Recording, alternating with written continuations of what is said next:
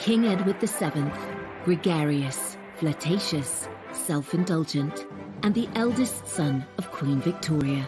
He was a big person, and he liked being quite debonair. He knew exactly what to say to people. He had a reputation for being able to put people at their ease. He dragged the United Kingdom out of the Victorian era into a shiny new century and inspired the Edwardian age. He's like a great big sunburst. This was Britain at the heart of a very, very wealthy empire. The Edwardians enjoyed a golden era. It is a time of great privilege and luxury. But no one ever thought Edward would be a success. They had very low expectations of him as a potential king. As king in waiting, he was written off as a useless philanderer with a long-suffering wife. The Prince of Pleasure, or Edward the Caresser. He does have lots and lots of affairs, lots of girlfriends. In this programme, we reveal the full extent of his scandalous private life. He's very happy to disavow Harriet in court, and that ultimately results in her being confined for the rest of her life in a lunatic asylum. How his beautiful wife, Queen Alexandra, stood by him.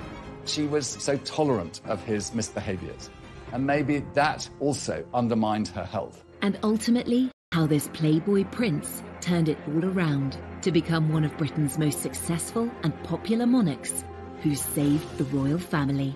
The monarchy was really not fit for purpose. Edward did manage to pull it back quite quickly.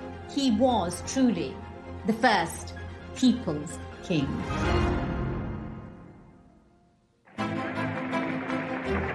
London, the 9th of August, 1902. Coronation Day for the new King Edward VII.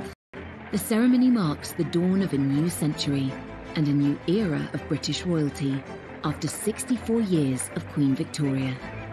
Edward's coronation was a huge affair.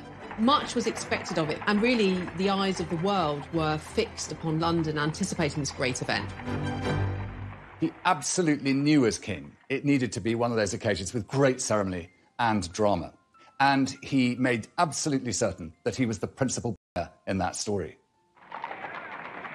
King Edward was driven to Westminster Abbey, accompanied by his consort, Queen Alexandra, his wife of nearly 40 years.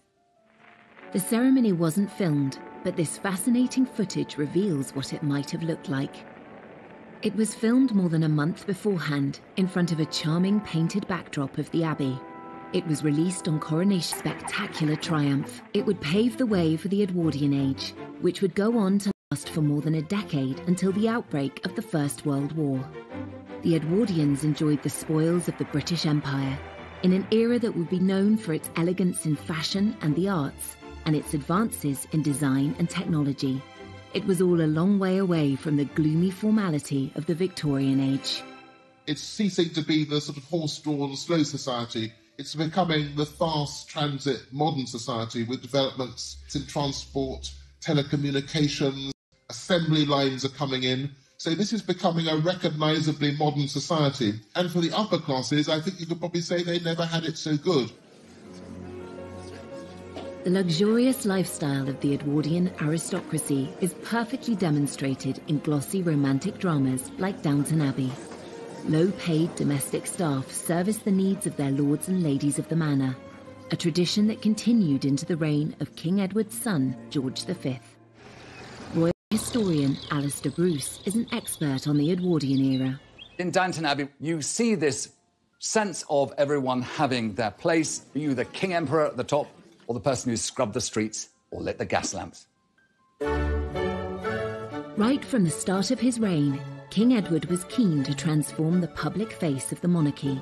That included upgrading Buckingham Palace and building Admiralty Arch, transforming the Mall into a world-class ceremonial route. The royal pageants we know today, the weddings, jubilees and flypasts, all have their roots in the plans of Edward VII.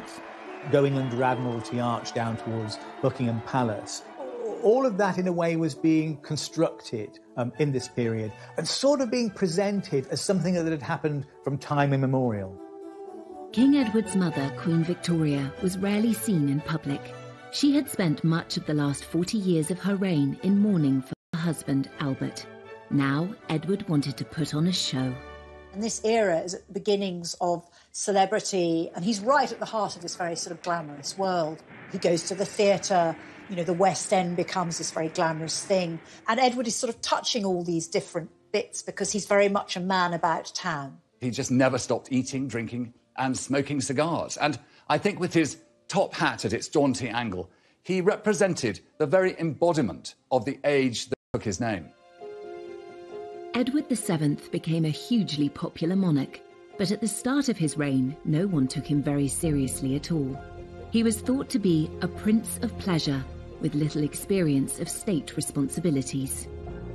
There were reservations among some that really this was an intellectual. He was a kind of good time boy. He could take people out. He would entertain them at banquets. He knew exactly what to say to people. There were all these sort of rumours that surrounded the new king, and Kipling, the writer, called him a corpulent voluptuary. He had a reputation as a playboy, as a womanizer. Henry James, the great American writer who lived in Britain, called him the arch-vulgarian. The womanizing king had had several high-profile relationships outside his marriage, pushing against the accepted boundaries of the time. And one of these relationships would end in a very public and scandalous trial that had the nation gripped. Lady Morden was sectioned, effectively. She was declared mad. Her own family say, oh, she's mad, and they put her in a loony bin.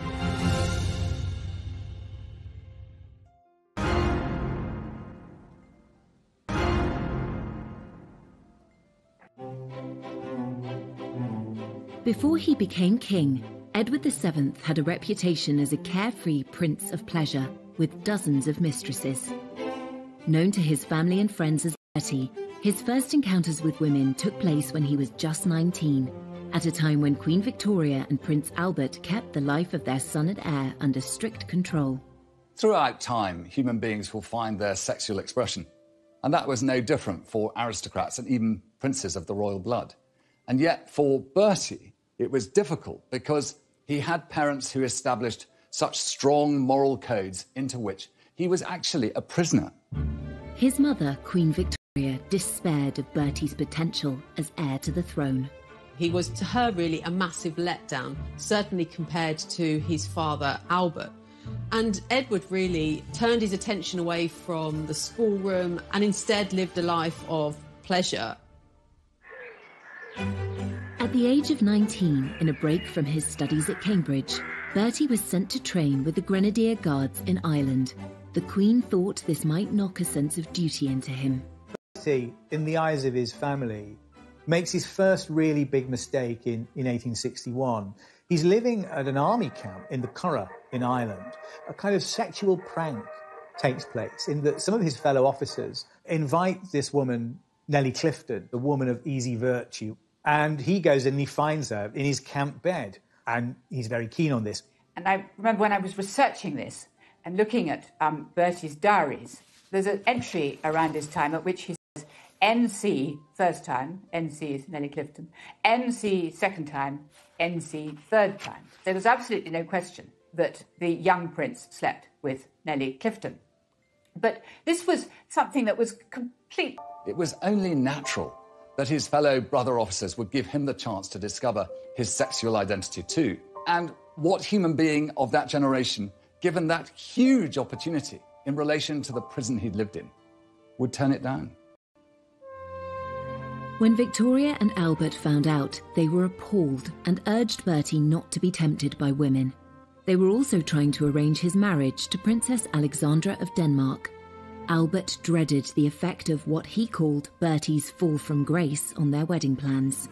With this incident, it was his great worry that the future king of Denmark would not allow his daughter, Princess Alexandra, to marry a broken prince. Albert needn't have worried. Bertie's engagement to Alex went ahead without difficulty. Living in different countries meant they barely got to know each other before their marriage. And they met for the first time in the Cathedral of Speyer, near Heidelberg. They got on very well. But of course, the wedding itself had to wait several years because she was young. Alex was 16 at the time, the sweet-natured oldest child of Prince Christian of Denmark. She was famously gorgeous. She was very lively. She wasn't particularly bright or well-educated, but she loved having a good time and she rode a horse beautifully. She was a lot of fun to be with. They married 2 years later in 1863 and were very much in love. Bertie was faithful to Alex at the start, and she had no idea he had a roving eye. But he was soon meeting other women, at first out of her sight in the brothels of Paris. He does have lots and lots of affairs, lots of girlfriends. Even after he gets married, he had a tremendous reputation in Paris for visiting brothels and going to the theatre and having affairs with opera singers and actresses. In Bertie's social circle, adultery was really a sort of recognised sport. Bertie may have thought, well, they're all at it, why on earth shouldn't I? Bertie's adventures in Paris began in 1864 when he was 23, just a year after his marriage to Alex. We know that he went to a very classy brothel called Le Chabonnet. Our knowledge about this mainly comes from later years, when the fixtures and fittings of this very fancy brothel were sold off, and certain kind of objects become associated with Bertie. The prince is said to have used this chair to entertain 2 women at once. This is a kind of 2-level construction. It has a kind of a platform at the top and a platform at the bottom, and it has handles. And it's quite hard, to be absolutely frank, to work out quite what you would do on this. It's believed Bertie also enjoyed the use of this silver swan filled with champagne to entertain his ladies. Bathing in champagne seems a bit like the idea is probably better than the execution. Bertie may have pulled off these escapades in France without the knowledge of his wife or his controlling mother, but he had other relationships closer to home, which soon came to their attention. It's very hard to know how many mistresses Bertie had. There's hardly any letters, any correspondence from women is preserved in Bertie's papers. And this makes it very difficult to trace the exact nature of his relationships with all the women who were named. Bertie's favourite women came from aristocratic and celebrity backgrounds. He would meet them at society dinners, dances, and even at the theatre. We know he had very much a soft spot for Wagner, but we also know that he liked a more kind of rumbustious sort of theatre, the sort of theatre in which people showed their legs.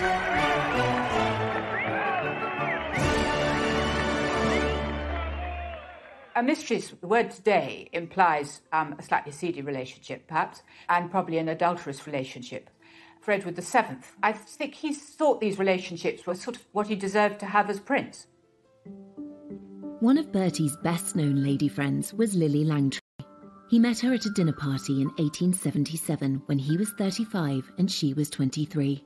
She launched her acting career off the back of her friendship with Bertie. Lily Langtry was this married woman from Jersey whose father was a cleric. She arrived in London with her husband and very soon seemed to have charmed all of London society, including the Prince of Wales, who couldn't get enough of her. He showered her with very expensive gifts. They went to a party on board a ship, and the captain, for a joke, filled the cabins with laughing gas. And you can imagine that was a rather riotous occasion. When Lily wrote her memoirs, she played up her role as a royal mistress. But Bertie's surviving letters and diaries offer no evidence of a physical relationship. Really, a break came between them when she put a spoonful of strawberry ice down the back of his neck in public. And that was a line that she crossed, and the relationship really cooled after that. Lily had affairs with other young aristocrats and gave birth to a baby daughter outside her marriage. Bertie was quick to distance himself from Lily, but his intimate relationships with other women showed no signs of slowing down. His 30-year friendship with Lady Jennifer Churchill, the mother of Winston Churchill, started because Bertie was friends with her husband, Lord Randolph. One of the few relationships that's quite well documented, his letters to her survive because she'd come to luncheon. Very often there's a lot of sort of endearments, but it doesn't mean that this was a sexual relationship. In her lifetime, Jenny Churchill was rumoured to have slept with 200 men, but there is no hard evidence that Bertie was one of them. Winston Churchill is said to have asked her whether she thought she might be in with the chance of becoming the first lady of the bedchamber. The once close friendship between Bertie and Lord Randolph Churchill suffered. One of the tensions in the relationship between Lord Randolph Churchill and Bertie was, of course, the fact that Bertie had this long-standing flirtatious relationship with Lord Randolph's wife. When Lord Randolph died of syphilis in 1895, Jenny sought advice in arranging his funeral. Among those she turned to was Bertie's wife, Princess Alexandra. Some of Bertie's mistresses were not unknown to Alexandra. They were from their mutual social circle. So Jenny Churchill did consult with Alexandra. This was about protocol, but it certainly shows this extraordinary attention at this time for preserving appearances. The minute there was, say, a court case because of a divorce, that led to, serious shutdown. But if it was sort of people were discreet, they could behave in quite an immoral way. One of Bertie's female friendships did lead to a divorce case and a serious scandal. It had begun in 1867 when he started calling on Lady Harriet Mordaunt. Her sisters were friends of Bertie's. Harriet Mordaunt was a young woman who was married off to Sir Charles Mordaunt, a rich aristocrat. Harriet was 20 and 12 years younger than her husband.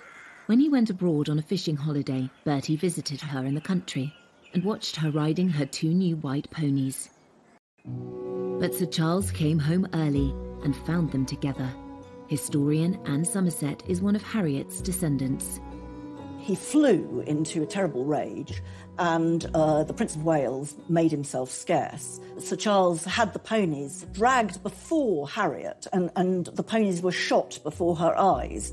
Worse was to come 8 months later, when Harriet gave birth to her daughter Violet. The premature baby made Harriet panic. The child sort of developed something slightly wrong with her eyes, and Harriet leaps to the conclusion that she's infected her with venereal disease. So she calls Sir Charles to her and she tells him that the child isn't his, that she's misbehaved with a number of men, including the Prince of Wales. Once again, Sir Charles flew into a rage. He ransacked Harriet's desk and found letters from several men, including Bertie. Bertie as witness, but in the end, rather than go to trial, Lady Mordaunt was sectioned effectively. She was declared mad. Her family, her own family, say, oh, she's mad, and they put her in a loony bin, rather than allow her to appear in court. Despite his wife's absence, Sir Charles pressed on with the trial. It led to lurid headlines in papers such as the Illustrated Police News, with Bertie tagged as the royal visitor. The Prince of Wales was the star witness, but spent little more than 5 minutes in the witness box. He was questioned in a very cursory way in that court. He wasn't asked anything very detailed. He was simply asked in a way to deny the affair. He's very happy to disavow Harriet in court under oath. And, that ultimately results in her being confined for the rest of her life in a lunatic asylum. No one claimed Bertie was the father of Harriet's child, but there have been suggestions of a conspiracy to silence her, something which suited several people. Her own family said she was mentally incapable and royal doctors agreed, so she never got to defend herself. There's a suggestion that, Bertie was sort of colluding with Harriet's father, Sir Thomas Moncrieff, to ensure that she was declared insane. And certainly they all seem to have been prepared to sacrifice her, providing that the so-called honour of the family and indeed the status of the royal family was protected. Bertie assured his wife Alex and mother Queen Victoria that he had done nothing wrong, and they believed him, while Lady Harriet was locked away for nearly 40 years until her death in 1906.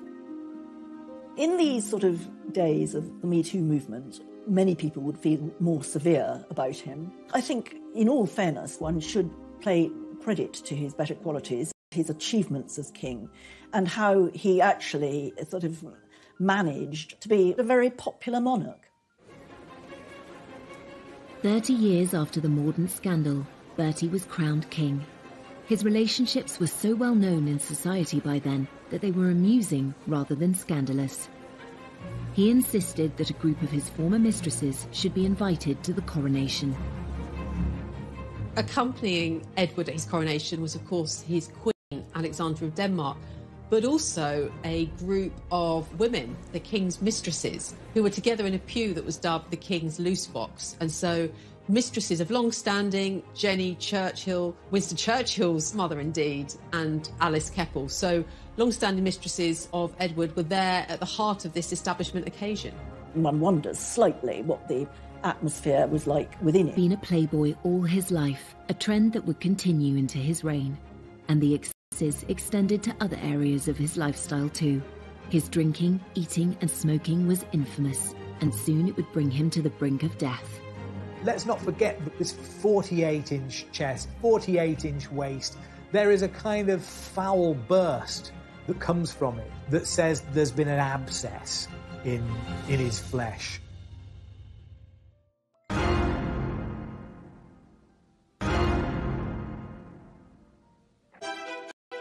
Edward VII spent more than 2/3 of his life with Alexandra of Denmark, his wife and queen consort. At the age of 18, Alex took part in an arranged marriage with the rebellious and hedonistic Prince Edward, who had grown up starved of affection by his strict parents. I think it's quite clear that Bertie turned out the way he did because he felt neglected and unloved at home. He had so little love in his family that he went out of his way to find affection outside. Alex tried her utmost to be the love of Bertie's life, but when he needed more than she could provide, Alex found ingenious ways to ease the heartache it caused her. There's something about the nature of that marriage that in part explains why he was never faithful to her, because it was one that was in essence imposed upon him. But it was advertised as a love match. Alex was 3 years younger than Bertie. He first saw her photo in 1861 when she was 16. Her father, Prince Christian, was heir to the throne of Denmark. They lived in a palace in Copenhagen. Alexandra made her own clothes as a child. She shared a bedroom with her sister into her teens. There are stories about her recycling her clothes as furniture cupboards. Can't really imagine Queen Victoria doing that. They were very fond of each other, and they were also very active. Alexandra's father made them all do kind of, I think, what you call calisthenics now. You know, they had to kind of go outside and jump and do star jumps. Bertie and Alex's wedding took place under a cloud. His father Albert had died and Queen Victoria was in mourning. She insisted the ceremony should take place in Windsor.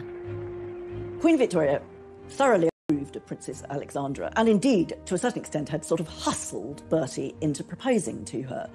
But she didn't want it to be forgotten that she was this grieving widow, still in the throes of terrible unhappiness at having lost Albert.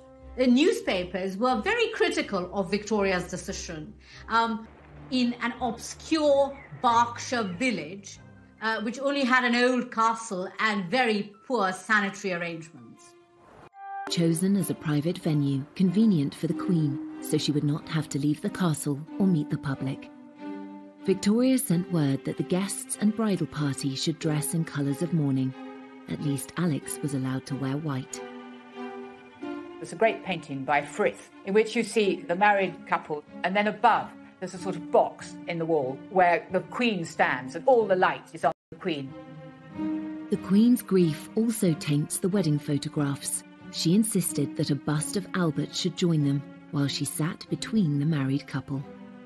Albert has to be brought into the photograph. It's like a kind of Weekend at Bernie's thing, isn't it? His corpse is almost in that photograph with them. Having cast a shadow over Bertie and Alex's wedding, the Queen would exert a similar controlling grip over their marriage. Though he loved his mother and wanted to please her, Bertie struggled to find a role for himself. She tries very hard to stop them from having dinner parties and tells them they shouldn't be going out, and that when Alexandra has her period, Queen Victoria wants to know about it and she shouldn't be going out. On her son and her daughter-in-law, and she refused to kind of give him access to cabinet papers. She really didn't want him to step up and play a role. There was the thought that Edward would, if he was given responsibilities, he wouldn't necessarily stick to them, or he would go off partying, or he'd show the papers inappropriately to other people. With no immediate royal duties to take up after their wedding, Bertie and Alex moved into Marlborough House on London's Pall Mall, a stately home less than a mile from Buckingham Palace. The young couple became the toast of high society. When Bertie and Alex sort of plunged themselves into the social world, it was very exciting. Invitations to Marlborough House were hotly coveted. The Marlborough set, the people associated with them. There's a sort of frat house kind of atmosphere, I think. Everybody stays up late, they play billiards, they drink quite a lot. Bertie and Alex were London's most fashionable couple, and Alex soon established herself as an influencer. Society women rushed to follow her example. Alexandra had an incredibly good figure, and she loved clothes, and she had an actual sense of what looked good. She popularised jewelled chokers or multiple strings of pearls or diamonds, but actually that was to hide a scar on her neck. But she looked so attractive that other ladies adopted the whole fashion, and that became all the rage. Alex also had a positive influence on the reputation of the royal family. She was a person who worked through persuasion rather than by aggressive argument, but she found ways of getting her own way. Alex was soon boosting the royal couple's reputation around the world. When they visited Egypt and Turkey, she was paid a great honour by one of the world's most influential leaders. One of the great powers at the time was the Ottoman Empire. And of course it was Muslim at heart, and the Sultan who ruled it was one who observed all those ancient strictures of his faith. And yet a very special opportunity was given to Alexandra to be his guest for dinner. Now, this was incredibly rare. It was actually unheard of. And yet, because I think she had set such a fine example, she was always so adroit in her behaviour, and she was always so poised, that the Sultan expressed his own affection for the United Kingdom and the power of the British Empire by giving this very single privilege. The Prince and Princess of Wales had 6 children, 5 of whom survived into adulthood. The Queen was determined to watch them all being born, but the last thing Alex wanted was her controlling mother-in-law to show up. This may be nothing more than kind of rude, order to kind of wrong foot Victoria, so she wasn't there waiting outside the door to impose herself as each new baby arrived. Alexandra had 3 children in the first 4 years of her marriage. They weren't perfect pregnancies at all. I mean, her first child, Eddie, was 2 months premature, and her third child, Louise, was born when herself was ill. At the time of Princess Louise's birth, Alex was so ill with rheumatoid fever that rumours of her imminent death began to circulate. The Times newspaper had to publish an official denial. The severe pain in her knees and legs meant she could only sleep with the help of opium or laudanum. Alex was also hard of hearing, and her illness made it worse. As Alex grew older, she was almost stone deaf. And she also had a limp, and she was therefore very conscious in public. And she couldn't sort of participate in Bertie's vigorous social life of dancing and parties. Alex was determined not to be overwhelmed by her health problems. Once she'd recovered and resumed her role as Bertie's rock, she found ways to create a rewarding social life that meant she could avoid his late nights out. She insisted on dancing. She was a great dancer. She was wonderful at waltzing. And she always danced with what came to be known as the Alexandra glide, which was keeping one leg straight. She developed a limp, but she limped so gracefully that other ladies actually sort of started copying her and affected a slight limp themselves.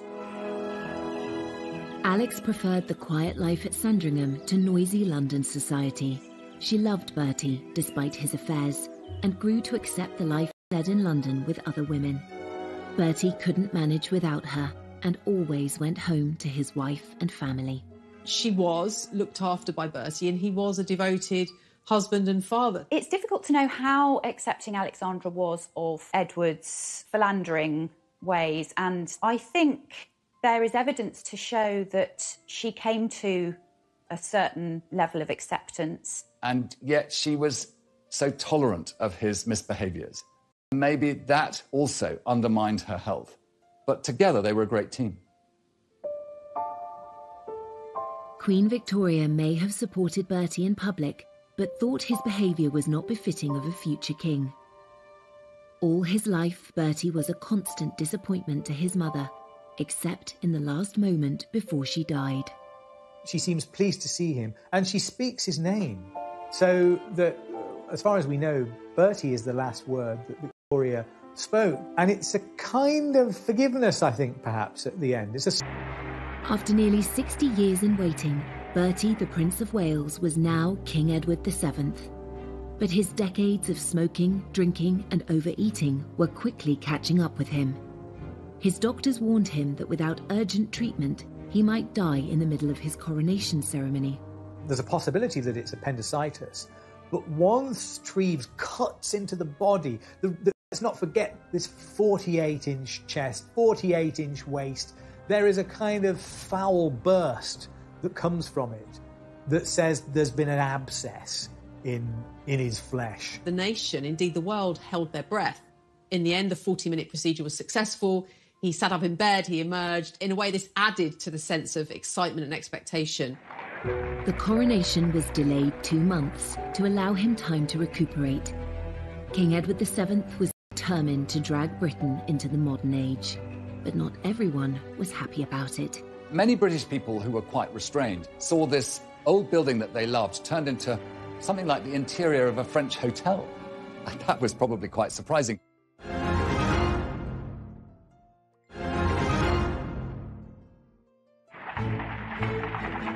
When Edward finally became king, he was determined to modernise the monarchy. The start of his reign heralded a new era of hope, optimism and creativity. He began by insisting the family should leave their beloved home at Marlborough House and move into the main royal residence of Buckingham Palace, which had been largely left empty by his reclusive mother.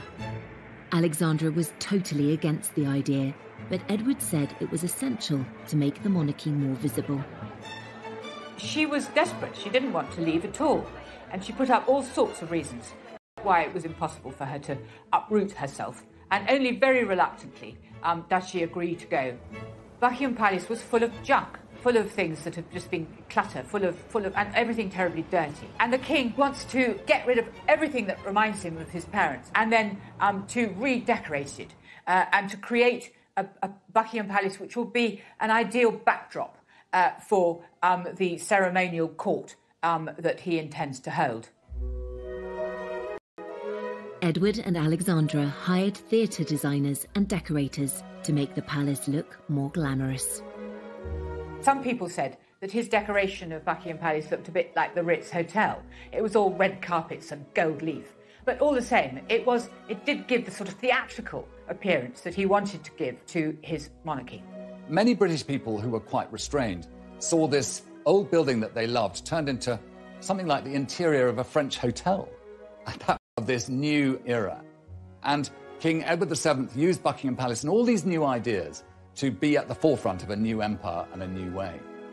It really was a case of kind of charging, recharging, rebooting the monarchy. And he really did hit the ground running. And it was about getting rid of the old and bringing in the new in many ways. He immediately shows that he's going to embrace a completely different style of kingship.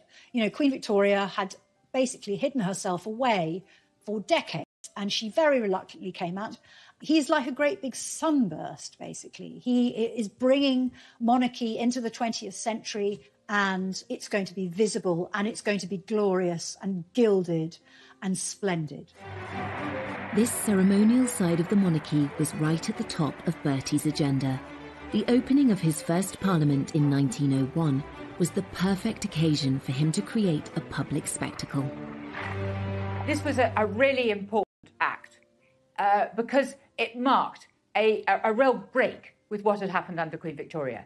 Queen Victoria, particularly in the last 40 years of her reign after Albert's death, very rarely opened Parliament. With Edward, all that changes. He goes to Parliament in a marvellous coach, wonderful horses. He's wearing, all his sort of robes. Alexandra sitting next to him in mourning, but looking absolutely marvellous, as only she could do. When he gets to Parliament, the king reads speech himself. And this is a very important sign that the monarchy is going to play this very sort of ceremonial position within the Constitution. So here we have him basically saying, you know, it's now different. I am going to be a very present kind of monarch.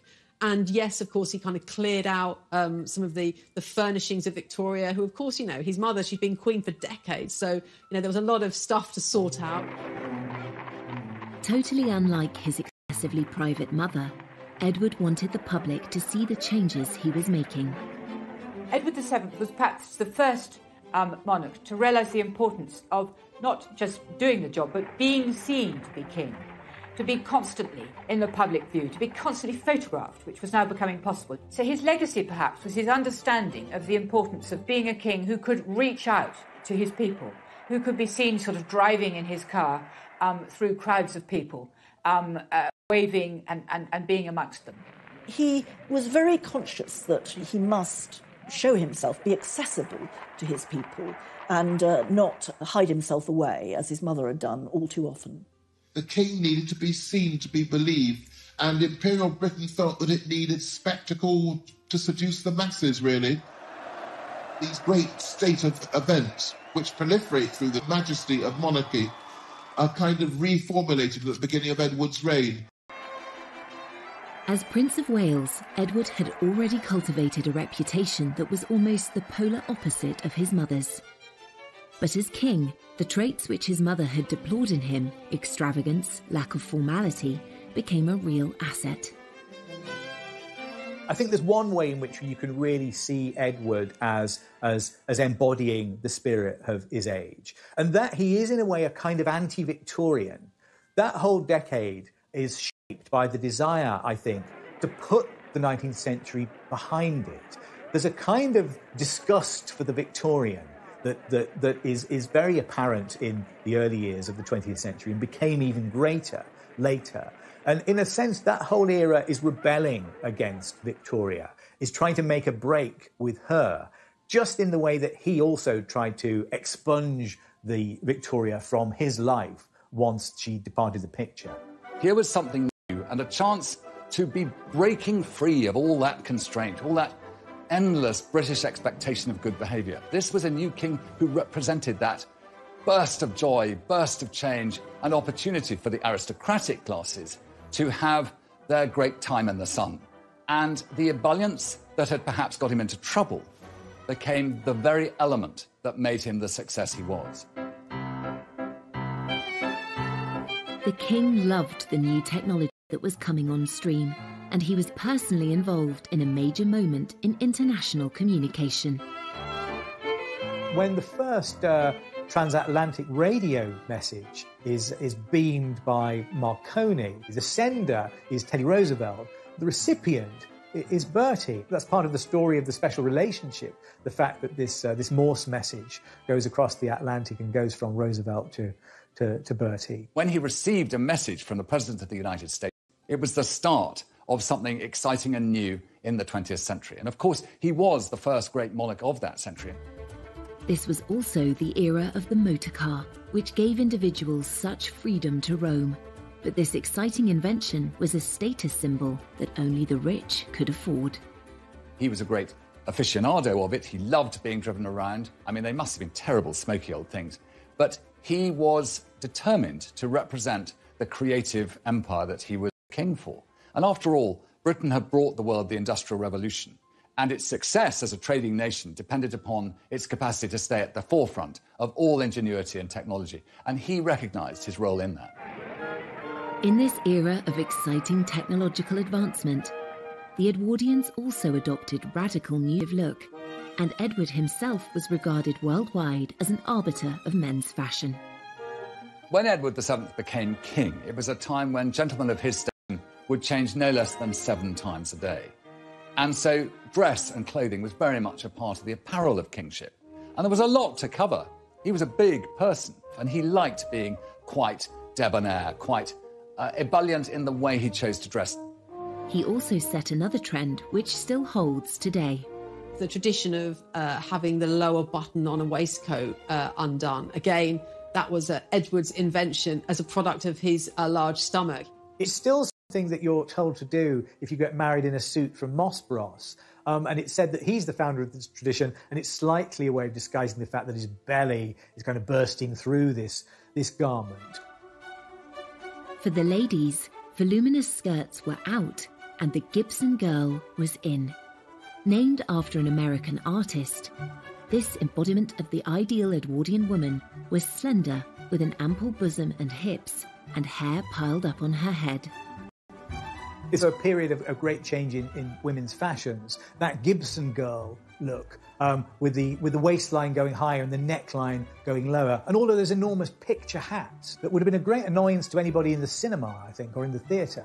The actual materials that were being used to craft these fantastic ensembles was very much about creating a sense of richness. It is an era that really celebrated innovation in terms of fashion, using chemical lace, using machine-made objects, using garments that were made. It's really the beginning of the fast fashion era of mass manufacture, and so there's a great sense of new designers, new in all sorts of different ways, that punctuates it as a very exciting decade in fashion.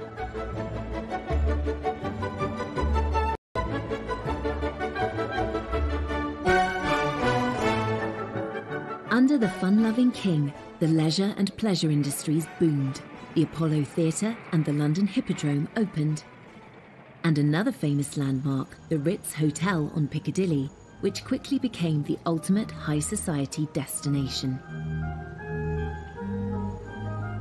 The king was a big fan and loyal client of hotelier Cesar Ritz.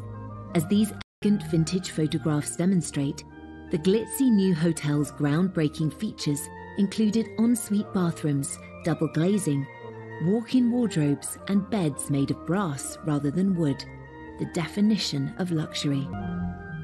There's also an interesting architectural term here that we can call the Edwardian Baroque. You know, you've got buildings that are on the inside are extremely modern, like the Ritz Hotel, which has a kind of skyscraper structure. It's steel inside there. But the outside of it, you'd think it was, it was something that had dropped down from the Palace of Versailles. It's very ornate, it's gold leaf. When you're walking inside it, it's like a kind of Versailles Hall of Mirrors effect. Everyone hankered for a taste of the high society glamour of Edward's lifestyle. Even if the Ritz was a little beyond their means, they too could enjoy the sophistication of taking afternoon tea at one of the many corner houses, maisons, that sprang up across the country, especially those belonging to the Lyons Corner House chain.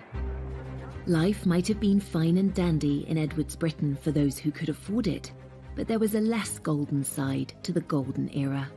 A huge divide between the haves and have-nots. It's probably too easy to sort of forget about the fact that all sorts of people were actually living in considerable hardship.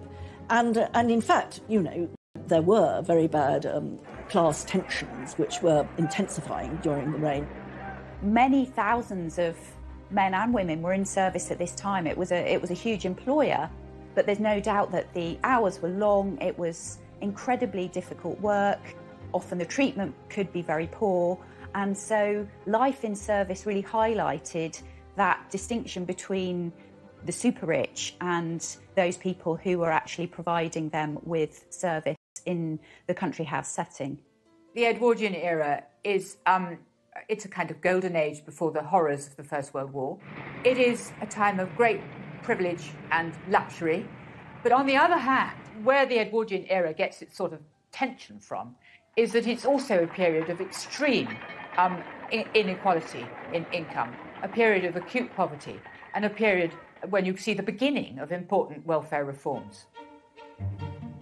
Though life in Edwardian times changed dramatically, some things stayed the same. Edward was still seeking companionship from women who were not his wife, and one of them has a direct link to Prince Charles.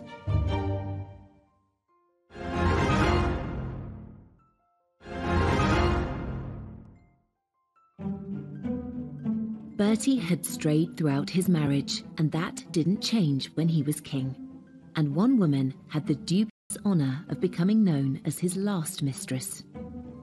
Alice Keppel was famous before she started her affair with Edward because she was, dinner parties were a hot ticket because lots of politicians and, famous aristocrats would be there. People are made to understand that if they want to have the king to dinner or if they want to have him to stay, Mrs. Keppel must come too. So she constantly accompanies him and she has a very good effect on the king. She was able to put him in a good mood. If you wanted something out of the king, the best thing was to ask Mrs. Keppel and she will get the right answer. She was witty, she was quick, she was interested in politics. She was able to act as a kind of bridge between the king and some of the liberal leaders with whom he didn't get on very well, people like Lloyd George. Basically, they both enjoyed being with each other. I don't think it was a very passionate affair, but it was a sort of... it was rather a grown-up relationship. Mrs. Keppel is very interesting because she is much younger than him and the relationship is one of companionship and friendship. I don't think it is necessarily the same sort of sexually promiscuous relationship that he may have enjoyed in his youth. There's an interesting way that history repeats itself in the relationship between Bertie and Alice Keppel because, of course, two direct descendants of those people are Prince Charles and Camilla Parker Bowles. Camilla, the current Duchess of Cornwall, happens to be the great-granddaughter of Mrs. Keppel. It says something about what I'm going to call a kind of class consciousness that goes down the generations here. These are people who are all from the same part of society. They all had relationships with each other. Those lines of descent follow, and all their great-great-grandchildren still all know each other. So I think it says something about a kind of continuity of social life and possibly a continuity of mores from the beginning of the 20th century to the end of it. Two women played a crucial part in shaping the king Bertie became.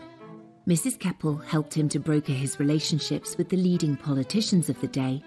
Meanwhile, his wife Alexandra was by his side on big state occasions, helping him wow the crowds and also throwing herself into charity work.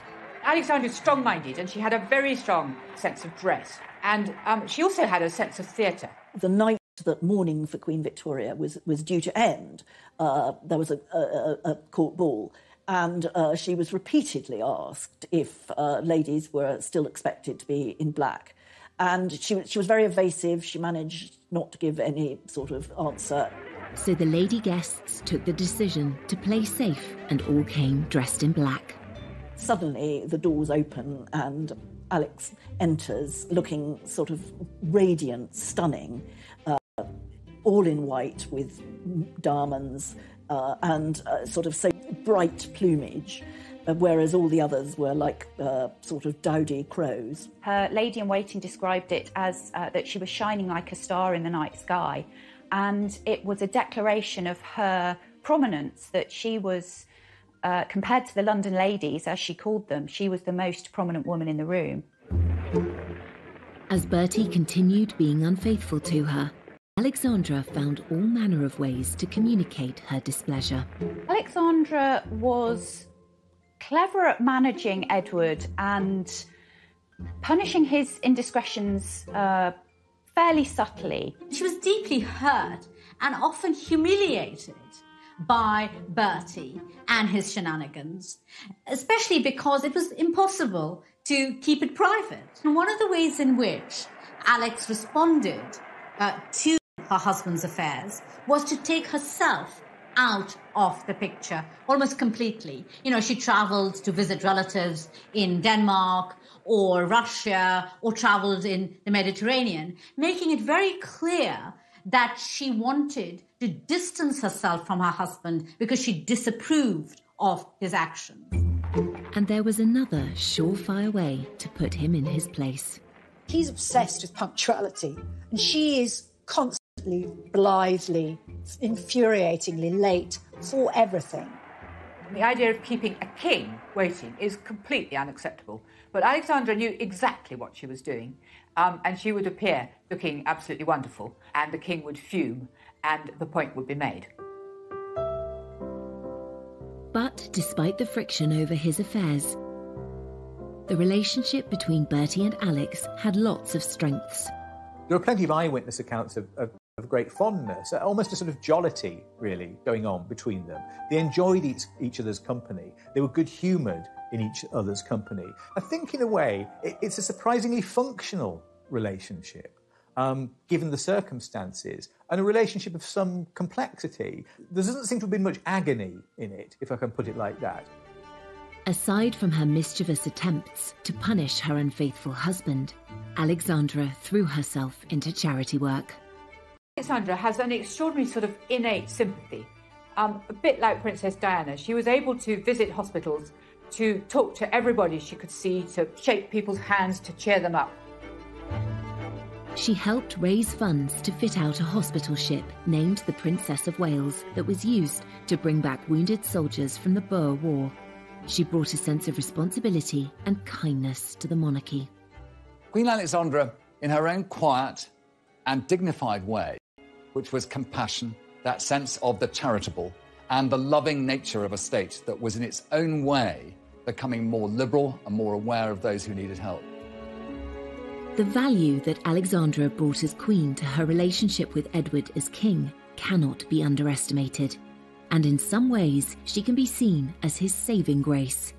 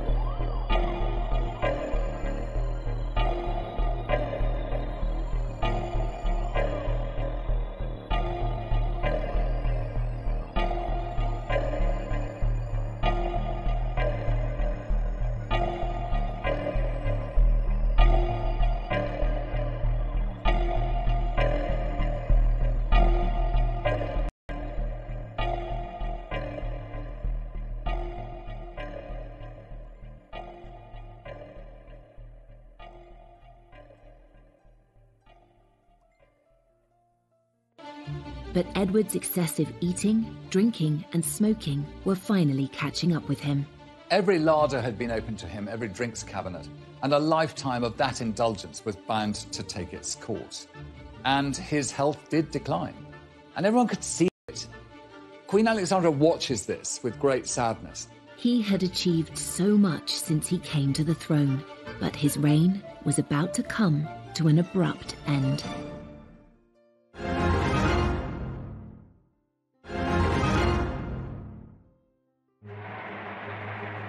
Edward VII was the first king to foster a truly public persona and to be toppled from their thrones. After so many years where the Queen just hadn't been visible, and there really was a sort of rising tide of republicanism, it seemed that, you know, the monarchy was really not fit for purpose, it was out of touch, it had lost its way in many ways. So it was quite remarkable, really, that Edward did manage to pull it back, and pull it back quite quickly. Actually, he won heart, and he did prove himself to be a king fit for the times. And though Edward's reputation as a fun-loving playboy never left him, his many triumphs far outweigh this. I think we remember Edward as a man overly devoted to pleasure, but there is a serious side to him that is neglected and unremembered. He's one of the brokers of the Entente Cordiale, for instance, that made relations between France and Britain a lot more friendly than they'd been in the past. So if we're going to kind of refocus him slightly, let's think less about the cigars and the horses, and maybe more about this side of him, about his kind political nous. And when Edward went on an official visit to India, he also demonstrated an enlightened outlook on race relations. He was deeply shocked by the behaviour of some of the British officials out there, and he came back determined that something must be done to stop the racist behaviour of the English against the Indians. He writes home to his mother that all the people in India would be far more accepting of our rule if he actually treated them with firmness but kindness, not with brutality. He had defied all expectations of him, particularly those of his mother, and he was determined to make sure he didn't make the same mistakes with his own children as she had with him. Edward sets about training his son up to be king. You know, he makes sure that George has a desk next to him. You know, he makes that part and parcel of what you do for an heir, is that you prepare them. Towards the end of 1909, Bertie's health was failing. He just won't look after himself. He goes on smoking cigars. He goes on eating huge amounts. He finds it harder and harder to walk. And, you know, basically his body gives out on him. Alexandra returned from a trip abroad to find him seriously ill. And on the 6th of May, 1910, Edward suffered a series of heart attacks. But even at this difficult time, the king's mistresses were never far away. Mrs. Keppel had a letter which the king had written to her, telling her that if ever he became ill or was on his deathbed, she produced this letter, and Alexandra, on the strength of this, allows Mrs. Keppel to come and say her goodbyes to the dying king. And Mrs. Keppel, when she saw him so ill, has a sort of hysterical fit, starts weeping and making a lot of noise and being very sort of what you don't want to have in a sick room. So she's bundled out of the room, and shortly afterwards the king dies. After he dies, Alexandra has his body laid out at Buckingham Palace for 8 days. His sudden death produces a sort of extraordinary, massive outpouring of public grief. The shops are all draped with black, people are in tears, and his son George makes the decision Edward VII should lie in state. And at Westminster Hall, his coffin lies, and for several days the crowds come filing past. You know, the queues go stretching right through the sort of streets of Westminster. People wearing black, people of all classes, you know, lots of poor people, not just the rich and the privileged.